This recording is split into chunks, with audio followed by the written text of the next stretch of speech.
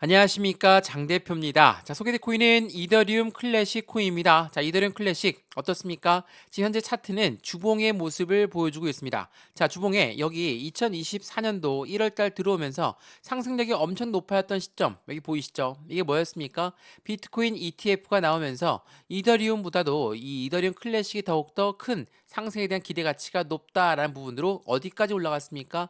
5만 5천 원까지 뚫고 올라가는 모습을 보였습니다. 그러다가 다시 모든 것을 반납하고 상승의 초입 단계까지 떨어진 모습을 보여주고 있습니다. 자, 어떤 일이 발생되었을까? 자, 이렇게나 하방 압박을 받았던 이유는 뭡니까? 비트코인이 무너져서, 이더리움이 무너져서 해당되는 메이저 코인들이 모두 떨어졌기 때문에 같은 영향권을 같이 받았다. 라고 보기에는 너무 간단하죠. 그렇지가 않습니다. 대외적인 이벤트가 발생되었기 때문에 코인 시장뿐만 아니라 미국 주식 시장 또한 하방 압박을 동일하게 받는 모습을 보여주었기 때문에 대외적인 이벤트로 시장은 흔들거림을 가져오고 있다. 변동성을 가져오고 있다라는 거. 어제 새벽에 정말 충격적으로 엄청나게 하방 압박을 많이 받았거든요. 자, 어떠한 이유인지 그 모습을 먼저 보면서 말씀을 드려볼게요. 이거 보시죠.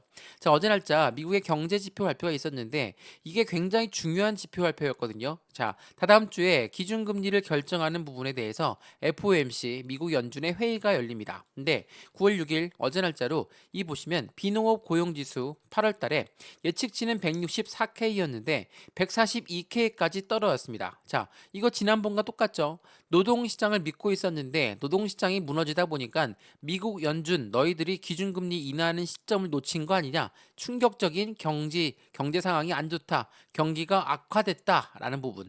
이거 이전에도 동일하게 나타났던 부분이었는데 어제 날짜는 특히나 심했습니다. 왜냐하면 기준금리를 바로 결정을 눈앞에 두고 있는 시점이었기 때문에 시장을 더욱더 파격적으로 하방 압박을 가져오게끔 만들었죠. 이거는 연준 입장에서도 느끼는 바가 클 겁니다. 금리를 빨리 낮춰야 되겠다. 이러한 부분들의 움직임이 빨라질 가능성이 높고 뭐 어찌됐든 간에 이렇게 고용지수가 떨어지는 게 왜 이렇게 코인 시장에 그대로 영향을 주었을까? 주식 시장에도 영향을 왜 이렇게 그대로 주었을까? 이거 한번 생각을 해봐야 될 부분이죠. 우리가 코인에만 투자하면 코인만 보는 게 아니라 전체 금융시장을 다 봐야 됩니다. 그래야지 전체 시장이 어떻게 돌아가는지를 알고 그에 맞게끔 투자를 하기 때문이죠. 자, 우선 이더리움 클래식을 보기로 했으니까 현재 이렇게나 하방 압박을 주는 요인이 바로 이 경제 지표였다라는 부분만 먼저 아시면 좋을 것 같고 이 부분을 통해서 우리는 어떻게 다음 상황을 지켜봐야 될 것인가 그 부분을 말씀드릴까 하는데 우선 오늘 이더리움 클래식뿐만 아니라 이더리움을 보유하고 있는 분들도 같이 한번 영상 보시면서 어떻게 접근을 해야 될지 확인해 보시면 좋을 것 같고요. 우선은 첫 번째로 이 기술적 분석을 먼저 보여드릴 건데 차트 보시면 지금 어디입니까? 상승을 시작했던 시점까지 떨어졌습니다. 그렇다는 건 지금 이 시점이 완벽한 바닥을 다시 한번 확인하고 있는 과정을 만들어내고 있다. 근데 어제 날짜로 바네크에서는 이더리움 ETF를 더 이상 팔지 않는다고 합니다. 이거 안 좋은 뉴스 아닙니까? 물론 안 좋은 뉴스일 수 있죠. 근데 바네크는 그냥 운영사 중에 하나입니다. 운영사 중에 하나가 이들한테 인기가 없는 ETF를 정리했다. 그렇다는 건 다른 쪽으로 자금이 이동한다는 것을 말하죠. 어디로 이동하겠습니까? 블랙록으로 이동되었다. 자, 이것도 보여드릴 건데 굉장히 중요한 부분이거든요. 하나하나 뉴스 하나에 민감하게 반응할 필요는 없습니다. 지금 현재 전체적인 흐름 자체는 자산이 새롭게 분배가 되고 있는 시점이다 라는 부분을 같이 한번 체크해 보시면 좋을 것 같고 오늘 그래서 이더리움 클래식이든 이더리움이든 아니면 다른 코인을 갖고 있든 메이저 코인을 갖고 있든 어떠한 코인이나 상관없으니까 영상 끝까지 보시는 걸 추천을 드리겠고요. 영상 본격적으로 시작하기 전에 구독과 좋아요, 알림 설정 아랫부분에 따봉 버튼까지 눌러주시면 너무나 감사하고요.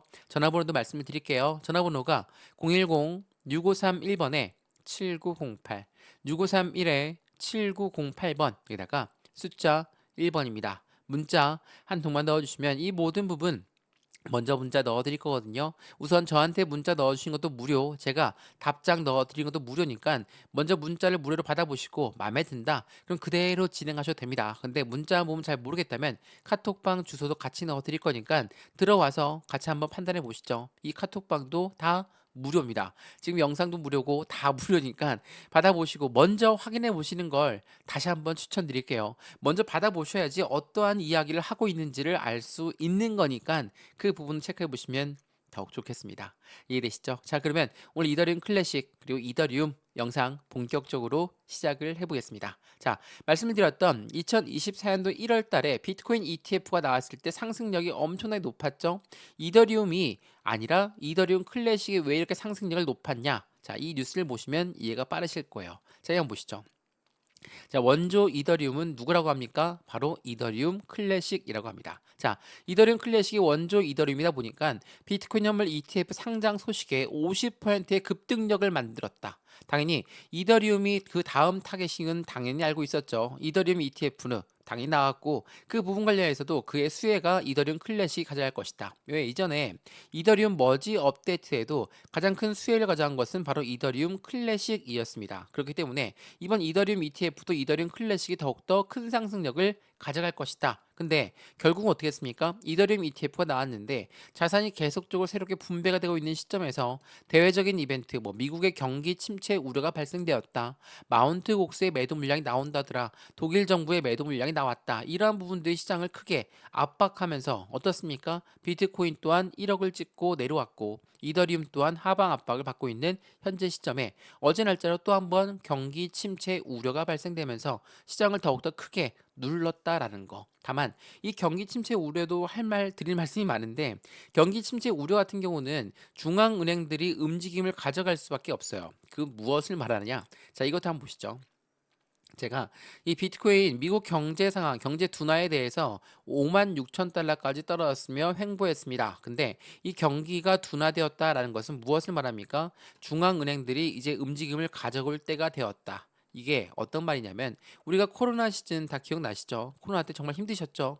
코로나 때 어땠습니까? 경제 상황이 엄청나게 떨어졌습니다. 경제 상황이 떨어지다 보니까 어때요? 한국은행 돈을 발행합니다. 돈을 발행하면서 국민들한테 돈을 나눠주죠. 왜? 힘드니까. 당연하게도 이 중앙은행, 이러한 중앙은행들이 하고 있는 이 움직임이 바로 이런 부분이거든요. 미국의 중앙은행은 누굽니까? 연준입니다. 연준은 코로나 때 어땠어요? 채권도 막 사들이면서 너희들 걱정하지 마, 돈 풀어줄게 이렇게 하면서 움직였거든요. 말 그대로 경제가 둔화되겠다, 경제 둔화 우려가 발생되었다. 그럼 중앙은행들은 그때서야 엄청나게 바빠집니다. 그렇다는 건 무엇을 말합니까? 제가 이 말씀을 드리는 이유는 지금처럼 시장이 흔들리는 게 어떠한 이유라는 거, 경기 상황이 안 좋다, 경제가 안 좋대, 이래서 떨어지잖아요. 이 부분은 무엇을 말합니까? 다시 올라갈 수밖에 없다라는 거예요. 이게 되게 역설적이게도 코로나 때도 마찬가지였고 어느 시점이든 경기 상황이 안 좋았을 때는 물론 그 당시에는 엄청나게 힘듭니다. 근데 이때 매수를 했던 사람들은 가장 큰 수익을 가져갑니다. 이게 굉장히 중요한 부분이거든요. 힘들다는 거 다 알고 있습니다. 그렇기 때문에 이 부분을 어떻게 접근을 해야 되는지 그 부분을 먼저 판단하시고 접근하시는 걸 추천을 드릴게요. 어제 이 코인 시장뿐만 아니라 미국 증시도 엄청 흔들렸거든요. 자, 이거 보시죠. 다우도 그렇고 나스닥도 그렇고 S&P 500도 어떻습니까? 다우가 1.01, 나스닥이 2.55, S&P 500이 1.73%나 떨어졌습니다. 엄청난 하방 압박을 가져왔죠. 우리가 코인을 투자하고 나는 이더리움만 투자한다. 근데 이더리움에 올라가면 되는데 왜 이런 거까지 봐야 되냐? 이렇게 말씀하신 분은 없으시죠? 왜냐하면 우리가 코인에 투자하고 있는 사람들은 나 혼자만 투자하고 있는 게 아닙니다. 이 고래라고 하는 세력들도 같이 투자를 해요. 고래가 누굽니까? 기업이고 기관이죠. 이러한 아이들은 어디에 상장되어 있습니까? 이렇게 주식시장에 상장되어 있어요. 자, 주식시장에 상장이 되어 있는데 주식이 떨어져. 자신들의 주가가 떨어진다? 그럼 어떻게 하겠습니까? 투자 자금을 회수할 수 있어요. 투자 자금을 회수한다는 건 매도를 말합니다. 매도하면 어떻습니까? 시장이 좋을까요? 안 좋죠. 떨어질 수밖에 없어요. 우리가 한마디로 집을 샀는데 대출을 받았습니다. 대출 금리 올라가면 어때요? 부담스럽죠. 집을 다시 팔 수도 있어요. 이러한 부분들이 있다 보니까 우리는 미국 증시를 같이 봐야 되면서 코인 시장도 같이 봐야 되면서 금리까지도 같이 지켜봐야 된다. 그러니까 모든 금융 시장을 같이 보면서 접근을 해야 된다는 거. 단순히 이더리움 클래식이 올라갔다 내려갔다 그게 아니라 지금 시장은 왜 떨어졌고 그 왜 떨어진 이유가 우리는 어떻게 매매 대응 전략을 가져가야 될지, 이 박스권 라인이 왜 바닥 박스권을 다시 한번 만들었는지, 그리고 그 다음 플랜은 어떻게 움직일 것인지 이러한 부분들을 하나씩 하나씩 확인을 하면서 매매 대응을 해야 되는 거지. 그냥 매수하고 놨고 나는 안 올라가면 안 팔고 떨어지면 팔 거야. 뭐 이렇게 생각하시면 안 되죠. 안 올라 뭐 비슷한 말이네요. 매수와 매도의 관점은 말 그대로 굉장히 빠른 대응이 필요합니다. 그렇다고 해서 매수하고 매도하고 매수하고 매도하고 이렇게 하라는 게 아니라 매수, 매도, 비중을 확실하게 나누어서 투자를 해야지 우리의 투자 심리도 지켜가면서 우리의 수익관도 지킬 수 있다라는 거. 이 부분이 매우 중요할 수밖에 없어요. 왜 이걸 거듭거듭 말씀을 드리냐? 지금처럼 미국의 경기 상황이 움직였다고 해서 하락한다고 해서 코인 시장도 많이 흔들렸죠. 그렇다고 여기서 바로 매도합니까? 이 바닥에서 코인 시장을 투자하든 주식을 투자하든 바닥에서 매도하시는 분은 없으셔야 됩니다. 왜? 바닥은 더 이상 떨어질 자리가 없고 반등력이 보여줄 자리인데 조금만 더 시간만 투자하게 되면 수익 구간은 더욱더 만들어질 수 있고 손실 또한 더욱더 작아질 수가 있음에도 불구하고 지쳐서 매도, 힘 빠져서 매도 이런 부분은 절대로 수익 구간 못 가져갑니다. 이 부분을 다시 한번 기억하시면 너무나 좋을 것 같고요. 그래서 연준 인사 또한 뭐라고 합니까? 이제는 우리가 금리를 빨리 내려야 되겠습니다. 연준 이사가 50bp 빅스텝을 해야 될 때가 됐다라고 합니다. 자, 50bp 내리는 거 좋죠. 금리를 내린다고 한다는 건 무엇을 말합니까? 투자 자금이 더욱더 많이 투여가 될 수 있는 시장 분위기를 연출할 수 있다. 그렇다면 당연히 긍정적일 수밖에 없습니다. 물론 일각에서는 50bp를 내린다는 거는 그만큼 경기 상황이 안 좋다는 걸 인정하는 꼴 되는 거 아닙니까? 이 부분이면 시장은 안 좋아질 건데 어떻게 올라갑니까? 내려가지? 이렇게 말씀하실 수 있죠. 우리 코로나 때 어떻게 못 극복했습니까? 리먼 브라더스 때 어떻게 극복했습니까? 이러한 경기 상황이 안 좋아졌을 때 이 시점을 중앙은행들은 다시 한번 공략을 하면서 확실하게 시장 분위기를 살릴 거고 이때 매수를 못 하셨던 분들은 나중에 다 올라갔을 때 이때 매수했어야 된다. 이렇게 후회를 하신다는 거. 이걸 강조 말씀해 드리는 건 어제처럼 경제 상황이 안 좋다 이거 한두 번 있었던 게 아닙니다. 지난번 하방 압박 받았을 때 기억나시죠? 일봉 한번 보시면 어디까지 떨어졌습니까? 여기 라인, 이 라인을 이탈했었어요. 이 라인 이탈하면서 하방 압박 줬었죠. 근데 여기가 이탈하고 나서 어떻게 했습니까? 다시 올라왔죠. 마찬가지로 떨어졌다가 다시 반등 구간 갖고 오면 26,000원 선, 27,000원 또 한번 올라가면 이때가 매수 찬스였구나 라고 또 후회하실 겁니까? 안 되겠죠.